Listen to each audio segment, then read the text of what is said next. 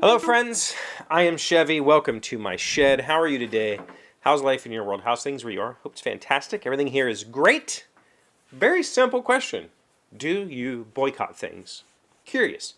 I'm curious to know if there's things that you... so, to me, let's first define what I think of as a boycott. To me, it's intentionally purchasing something that you would otherwise purchase for one reason or another. Typically a political or moral reason that you don't purchase something that you would have otherwise purchased, right? Because, if you just say you're not going to purchase something that's boycotting, that's not really true. I don't wear makeup, but I'm not boycotting the makeup industry. I just not going to purchase makeup, right? But if there's something that you would otherwise purchase that you choose not to purchase for a particular reason, to me, that's a boycott. And I'm curious to know if there's anything like that in your life, because today, people on PS5 got the 3-day early version of Hogwarts Legacy. And that game has blown up for a lot of different reasons. One, it's an open world Harry Potter themed video game, which millions of people want. And two, because of the author's views and her outspoken phobia against transgendered people, she's hated. And people are saying, if you purchase this game, you are supporting that. And I'm curious to know if you take stances like that. I know people in my personal life who refuse to purchase food at Chick-fil-A because of their treatment of the LGBTQ community. And I mean, there's thousands of examples of things like that where it doesn't fit your moral or political views, and so you just say, no, you know what, I'm not going to do that. And I'm curious to know how far you go with that, because the question that I have is, when does it stop?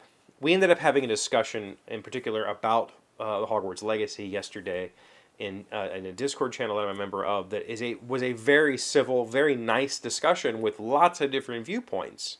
And it's really interesting to see what other people think. I'll tell you my personal views. I absolutely love Harry Potter. I went to Universal Studios and I wore my wizard robe and I played wizard. I think it's an amazing series of books. And for me, to try to retroactively harm the author because of something that she said after all of that, I don't see that, right? I'm going to choose to spend my money to support the thousands upon thousands of people who now make a living off of the larger wizarding world, off of not those 7 books, but off of all of the other things that have come from those 7 books. I'm going to choose to support those people, regardless of the views of the author, who I'll go on record as saying are bullshit, and she's a garbage human being for saying that stuff. And I have to firmly believe that she believes it, or she wouldn't have said it, and that sucks. She sucks.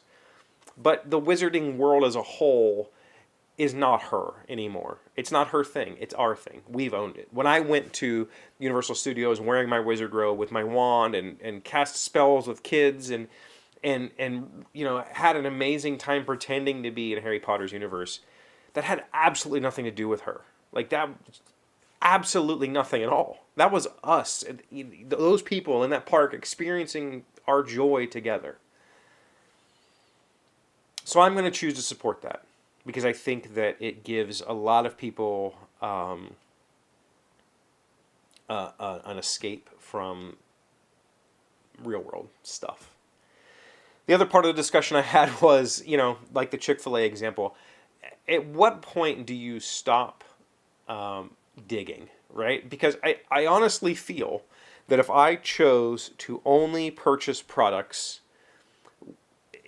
that none of the people involved in the creation of that product are terrible or oppose my morals or oppose my political views, if I were to say I'm only going to purchase from products that 100% support everything that I am, I would be an off-grid subsistence farmer. There'd be nothing available for me to purchase.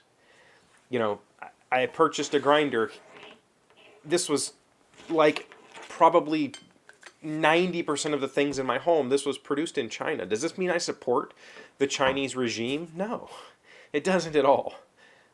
It just means that of the things available to me, this is the one that I chose to purchase. I don't really put a whole lot of weight into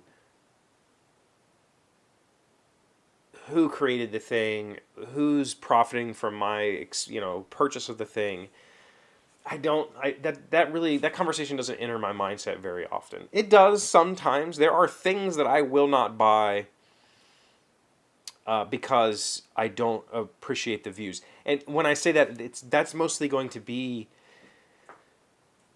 like media, like book. So, for instance, the author of Harry Potter wrote a book about a transgender woman who became a serial killer. I'm not going to read that book because I think it's bullshit.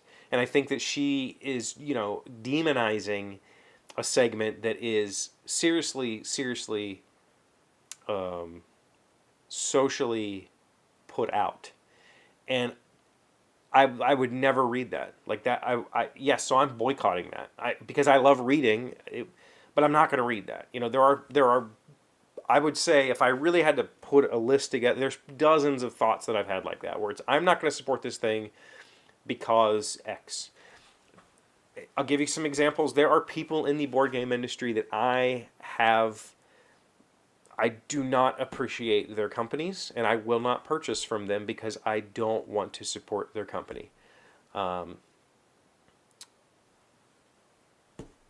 think that they do a lot of harm, or they have been dishonest, or they have been X. So I just don't purchase from them. Is that boycotting? Yeah, I guess it is. But the difference is also most of the games they produce, I would never play anyway. So it's just like, whatever. It's not really, I think in this particular instance, so talking about this Hogwarts Legacy thing, at this point it has grown so far beyond that woman and her distasteful, harmful views that it's really hard to say. It's just not her thing anymore, right?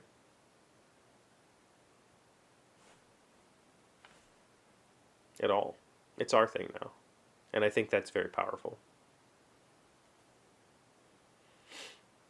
So anyway, I just wanted to know, like, where do you intentionally boycott things, and where do you draw the line when you're looking at the ways that you spend your money or your time? Or does that even cross your mind when you're purchasing things? Yeah.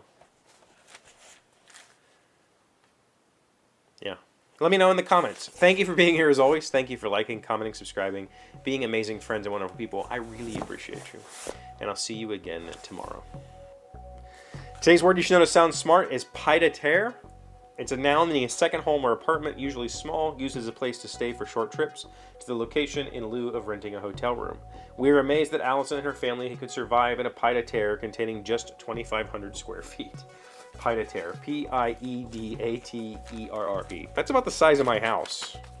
All 3 floors, including this. Did I say that correctly? I've never heard that word. Interesting.